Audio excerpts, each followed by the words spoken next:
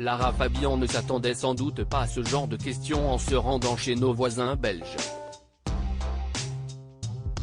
La chanteuse a en effet été interrogée sur sa relation avec la Russie et Vladimir Poutine.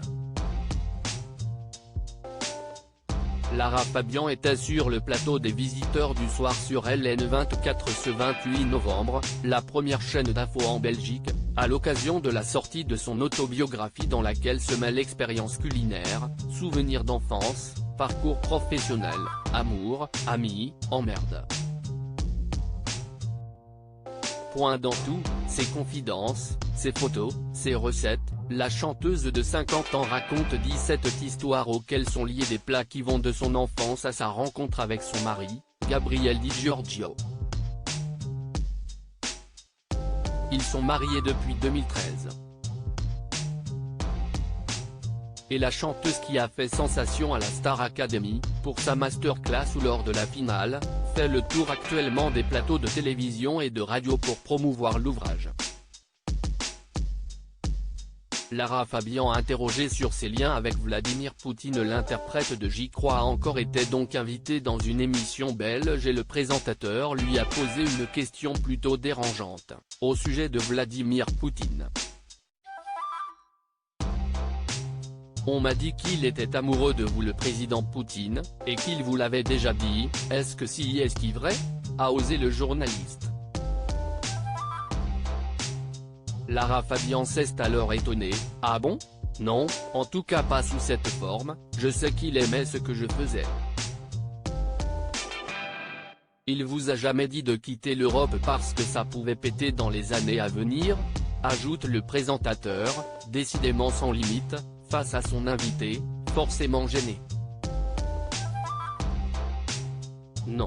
Mais ça n'a rien à voir avec le fait qu'il soit amoureux de moi, recadre-t-elle. Pour savoir si vous ne le connaissez pas un peu plus que ça, finalement, le président Poutine ? Insiste le présentateur. Pas comme vous l'exprimez là. Comme n'importe quel artiste qui est invité au Kremlin pour chanter devant 6 000 ou 7 000 personnes quelques soirs par semaine, se justifie Lara Fabian, pleine de sang-froid.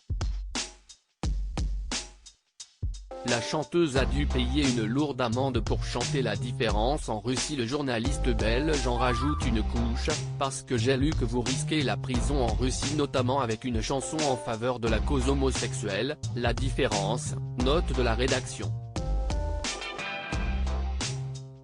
Avant que Lara Fabian ne réplique, j'ai payé une très lourde amende pour la chanter.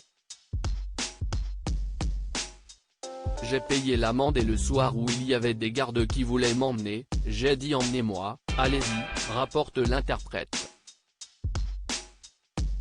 Elle poursuit, en fait si est qu'Olivier Sciappa, devenue Olivia, une artiste et militante LGBT, note de la rédaction, a fait les couplets éphémères, moi je fais une photo avec Eva Longoria où on s'embrasse, ça faisait partie d'une galerie de photos magnifiques exposée à Paris. Donc sur le principe où j'avais écrit La Différence et où j'avais fait ces photos. Moi j'ai eu du succès avec toutes mes chansons dans les pays de l'Est, et La Différence était particulièrement aimée par le public des pays de l'Est et particulièrement à Moscou, a conclu la chanteuse. Lara Fabian mal à l'aise après une question sur ses liens avec Vladimir Poutine. Le président russe est-il vraiment amoureux de la star belge ?